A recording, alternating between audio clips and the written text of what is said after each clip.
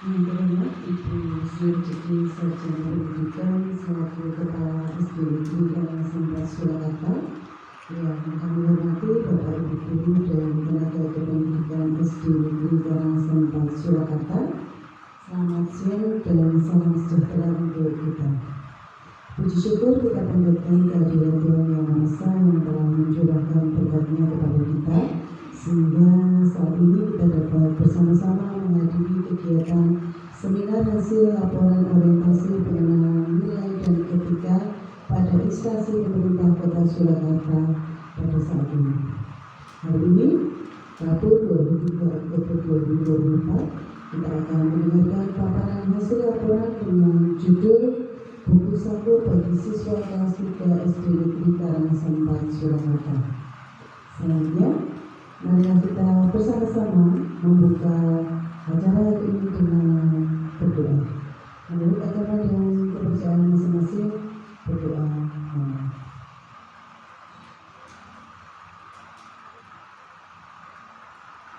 Berdoa selesai. Acara selanjutnya adalah acara inti kita, yaitu paparan hasil laporan orientasi pengenalan nilai dan etika pada instansi pemerintah Kota Surakarta.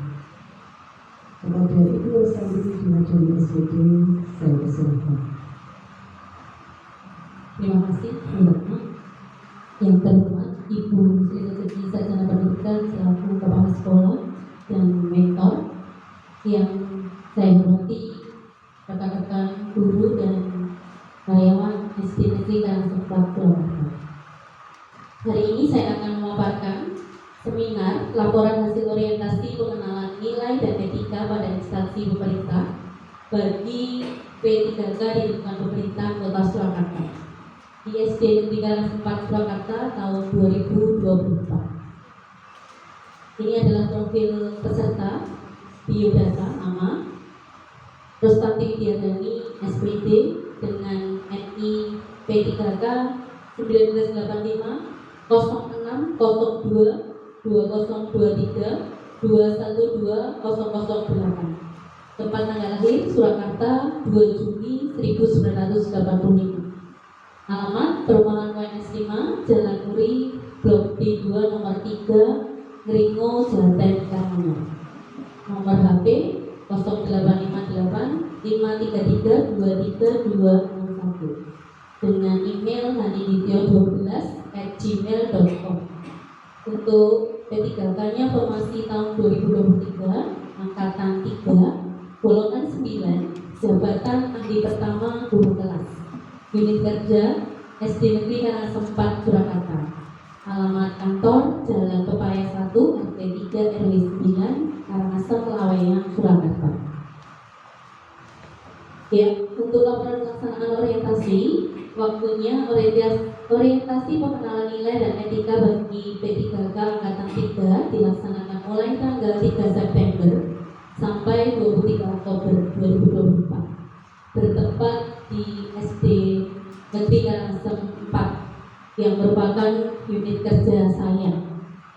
Dengan jadwal kegiatan, yang pertama adalah pembukaan pada tanggal 23 September 2024.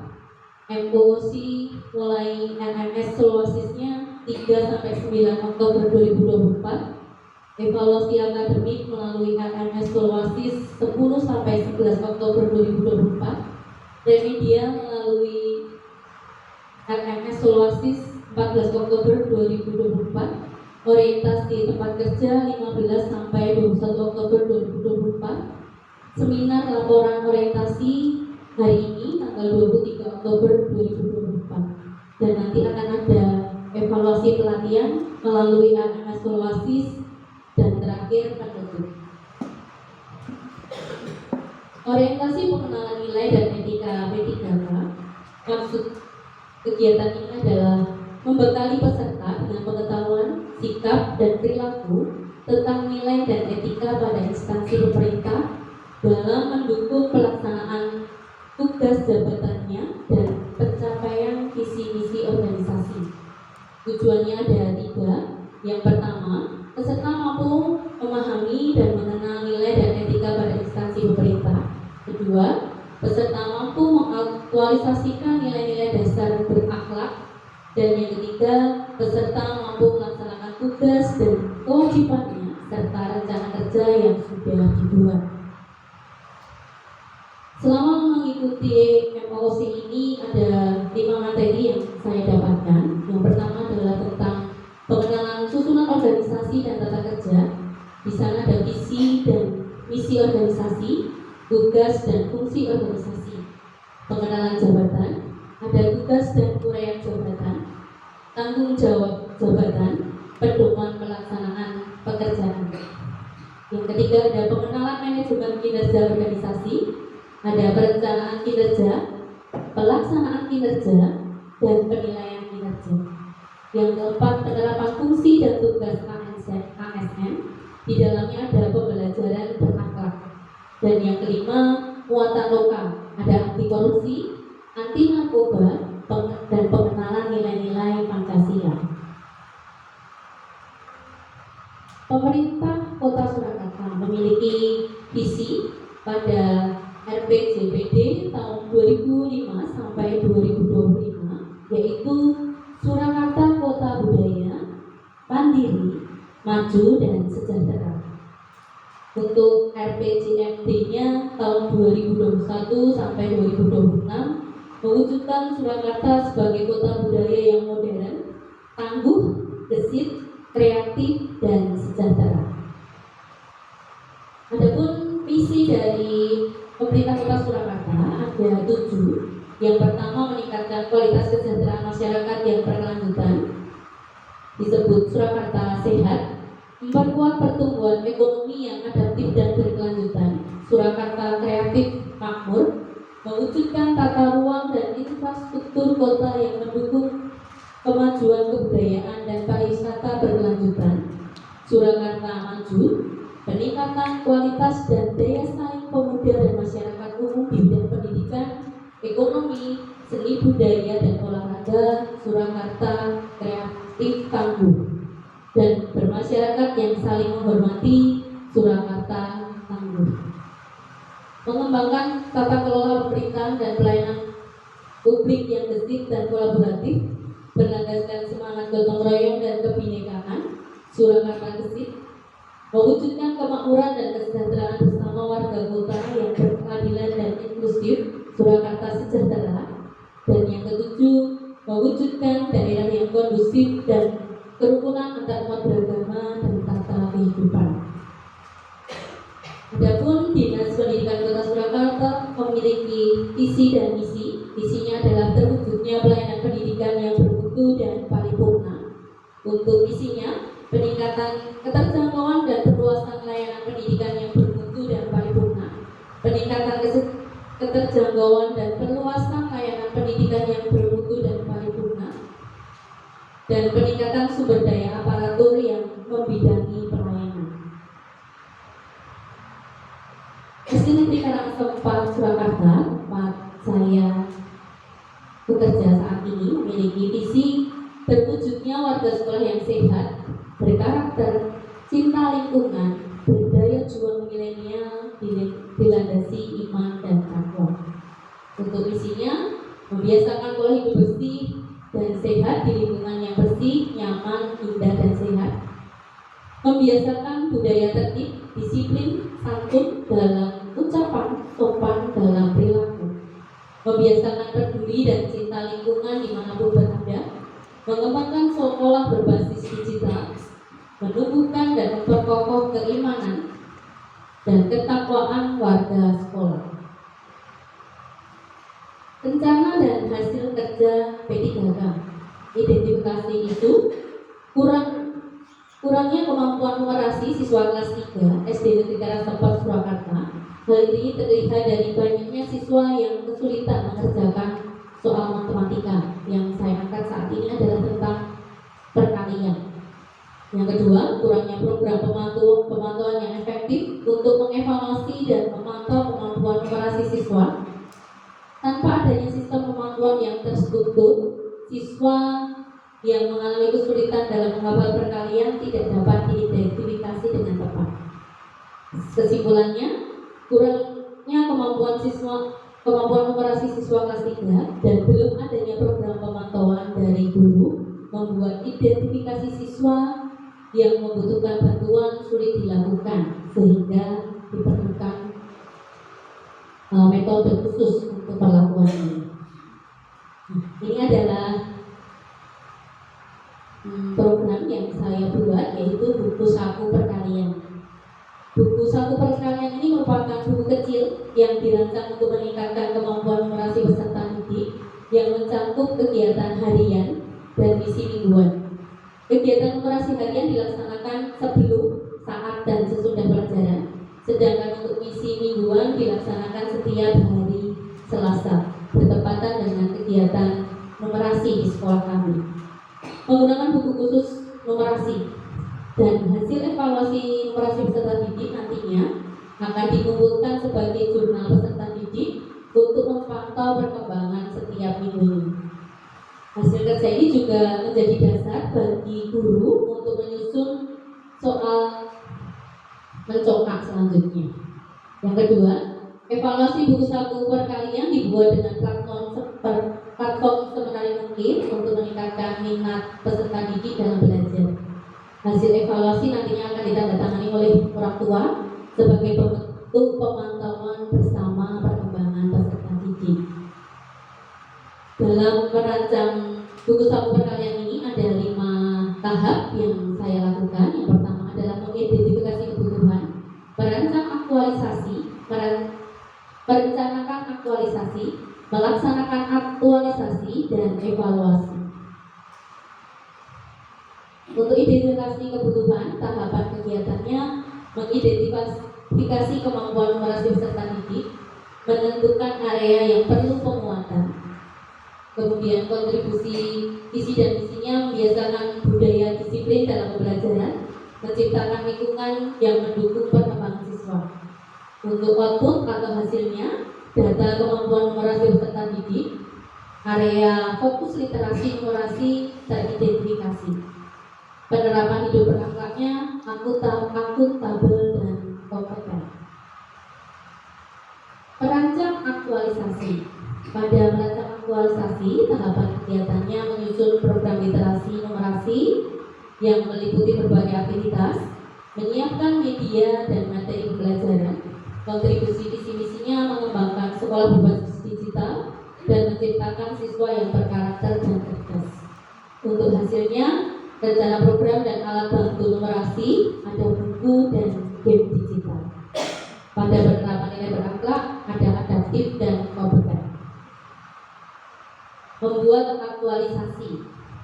Tahapan kegiatannya membuat bahan ajar literasi numerasi seperti soal interaktif dan permainan. Kontribusi visi misinya menumbuhkan daya juang milenial melalui kreativitas dalam pembelajaran serta memperkokoh keimanan. Hasilnya, bahan ajar literasi numerasi siap digunakan baik cetak maupun digital. Untuk penerapan nilai berakhlaknya adaptif kolaboratif. Melaksanakan aktualisasi. Melaksanakan pembelajaran literasi dan numerasi harian. Yang kedua, mengadakan tantangan numerasi mingguan. Untuk kontribusi visi dan misinya, menumbuhkan lingkungan yang mendukung kebiasaan disiplin dan cinta belajar di rumah dan di sekolah. Hasilnya, tantangan dan tugas numerasi dilaksanakan dan melibatkan orang tua. Untuk penerapan nilai berakhlaknya berorientasi pelayanan dan harmonis. Pada tahap evaluasi, tahapan kegiatannya mengevaluasi kegiatan hasil pembelajaran literasi numerasi, mengumpulkan umpan balik baik dari siswa, guru, dan orang tua. Kontribusi visi misinya membantu siswa berkembang sesuai visi sekolah yang sehat, berkarakter, dan cinta belajar berbasis iman dan takwa. Untuk hasilnya, hasil laporan evaluasi numerasi dan rekomendasi peningkatan program untuk tahun berikutnya. Penerapan nilai berakhlaknya akuntabel dan loyal. Pada rencana kegiatan menengah pada tahun pertama ada mengidentifikasi kemampuan awal numerasi siswa, diskusi dengan guru dan orang tua, menyusun program literasi numerasi berbasis tantangan dan teknologi digital, membuat bahan ajar literasi numerasi. Kelima, melaksanakan pembelajaran literasi numerasi dengan metode interaktif, ada permainan stimulasi dan tantangan mingguan. Pada tahun yang kedua, mengadakan evaluasi formatif berkala, yaitu tiap 3 bulan, dan memberikan umpan balik kepada siswa dan orang tua. Kolaborasi dengan orang tua melalui tugas numerasi yang perlu persetujuan, yaitu tanda tangan untuk memantau perkembangan. Yang ketiga, mengadakan lomba numerasi, misalnya olimpiade numerasi dan lomba cerdas cermat. Ini di lingkup sekolah saja begitu. Pada tahun yang ketiga, mengevaluasi program literasi numerasi secara keseluruhan dengan melibatkan siswa, guru, dan orang tua, melakukan penyesuaian dan pengembangan program berdasarkan hasil evaluasi, misalnya menambah materi digital dan tantangan baru. Yang keempat, tahun keempat, mengadakan games numerasi, dan pada tahun yang kelima, mengevaluasi program keterampilan numerasi secara keseluruhan dengan melibatkan siswa, guru, dan orang tua, kemudian melakukan penyesuaian dan pengembangan program berdasarkan hasil evaluasi. Misalnya nanti kalau ada penambahan materi digital dan tantangan baru. Kesimpulan dari seluruh kegiatan ini adalah setelah melakukan orientasi pengenalan nilai etika bagi pegawai pemerintah dengan perjanjian kerja, peserta dapat mengenal tugas dan fungsinya sebagai ASN, serta mempunyai nilai dan etika yang berlaku pada instansinya. Kedua, menjadi pegawai yang profesional, memiliki nilai dasar, etika profesi, bebas dari intervensi politik, bersih dari praktek korupsi, kolusi, dan nepotisme.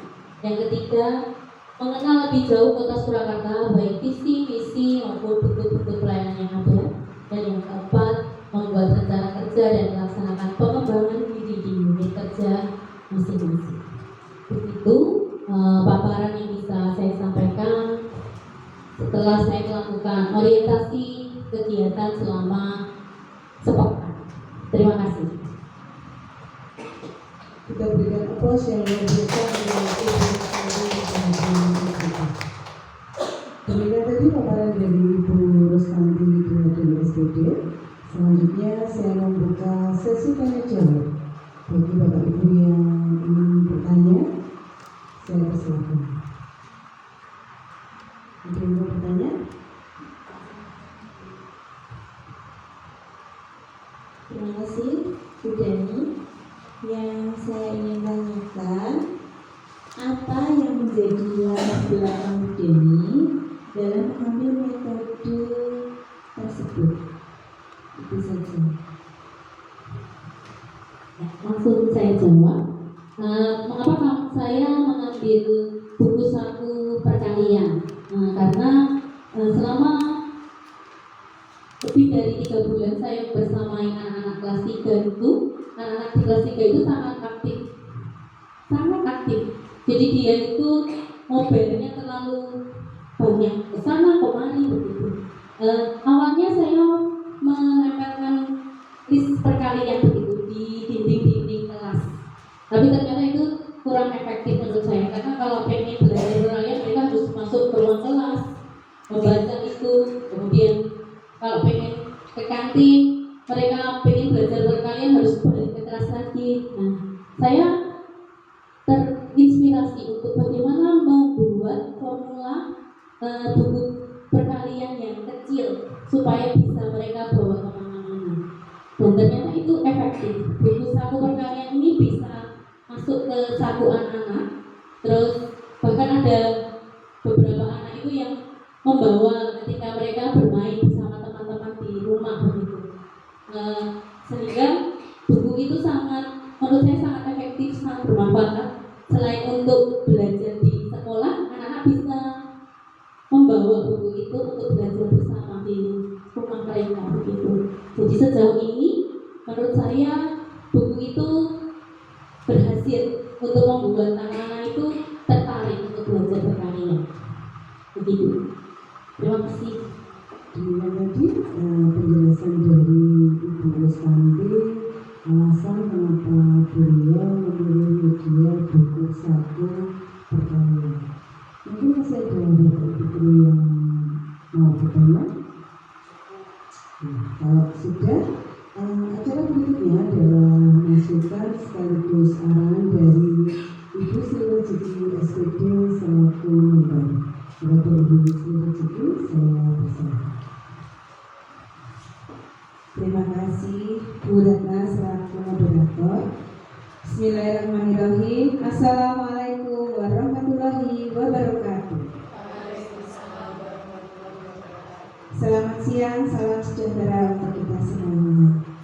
Yang saya kasihi Ibu Dani selaku narasumber pada kegiatan hari ini, serta teman-temanku seluruh guru dan tenaga pendidikan SD Negeri Karangasem 4 Surakarta. Puji syukur kita panjatkan kehadirat Allah Subhanahu wa Ta'ala. Hari ini kita dapat berjumpa kembali dalam kegiatan seminar yang terangkai pada kegiatan MOOC P3K Kota Surakarta. Selamat kita ucapkan kepada Bu Dani yang hari ini sudah menyelesaikan tugas dan membawakan seminar dengan baik. Kita berikan tepuk the best untuk Bu Dani. Ya, kita ulang dulu. Kalau tepuk the best berarti tepuk the best. You are the best. I am the best. We are the best. You are the best. I am the best. We are the best. Yes, yes, yes. Ya, kita ulang ya. Kita berikan tepuk the best untuk Bu Dani dan kita semuanya. Tepuk the best. You are the best. I am the best. We are the best. You are the best. I am the best. We are the best. Yes, yes, yes. Tepuk tangan untuk kita semuanya. Terima kasih teman-teman. Semoga tetap semangat di siang hari ini. Bu Dani sudah menyusun laporan dan juga seminar hari ini. Seminarnya mengangkat sebuah inovasi yang digunakan ditemukan oleh Bu Dani, yaitu buku saku. Buku saku apa, Bu Dani? Buku saku perkaryan. Nah, kepada Bu Dani kita ucapkan terima kasih atas penemuannya ini dan juga bisa kita adopsi untuk Bapak Ibu guru di kelas lainnya, tentunya yang sudah ada materi perkarya. Kalau belum ada materi perkaryan, apakah bisa dipakai? Tentu saja bisa. Kita pakai juga untuk penjumlahan pengurangan. Dan semoga nanti bisa dikembangkan juga untuk materi pembagian yang budaya. Nah, kalau nanti anak-anak di atas kelas 3, kelas 4, 5, 6 juga ternyata masih ada yang mengalami kendala, mungkin bisa meminjam buku sakunya Bu Dani. Ya, Bu Dani sangat menginspirasi dan ditunggu juga untuk launching buku sakunya yang secara digital. Ya, sudah dirancang belum? Ya, nanti kita tunggu launching yang secara digital. Artinya kita bisa membuka di HP kita, di HP-nya orang tua anak-anak. Nah, jadi bisa juga nanti dibuka mungkin melalui Canva yang kemudian menjadi aplikasi seperti majalah online. Nah, bisa dibuka seperti itu karena anak-anak juga sering bermain dengan HP. Kalau nanti ada aplikasi itu, ada buku saku perkaryan yang melalui HP, kemungkinan anak-anak juga akan suka membolak-balik, otomatis anak akan melihat perkalian demi perkalian dari angka 1 sampai 10, sehingga ketika anak-anak sering melihat, membaca, kemudian menjawab pertanyaan, maka itu akan semakin menguatkan daya ingatnya anak-anak. Dan dengan demikian maka yang menjadi tujuan Bu Dani akan tercapai. Anak-anak nanti akan semakin menghafal perkalian, harapannya sudah hafal di luar kepala. Nanti kelas 4 sudah hafal semua, sehingga di saat anak-anak sudah duduk di kelas 4, apalagi kelas 5 dan 6, semuanya sudah lancar. dan tolong dikembangkan lagi, juga mungkin akan membuat inovasi-inovasi yang lain, dan teman-teman nanti akan terinspirasi juga untuk menciptakan inovasi dalam pembelajaran. Itu, terima kasih. Wassalamualaikum warahmatullahi wabarakatuh.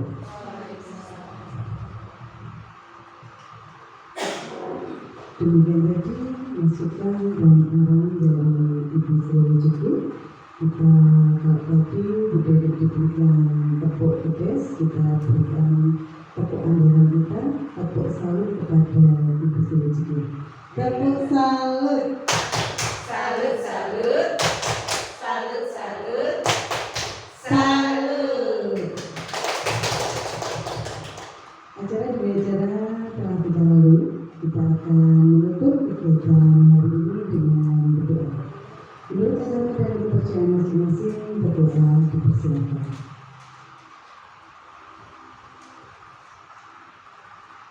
Berdoa selesai. Sekian, terima kasih.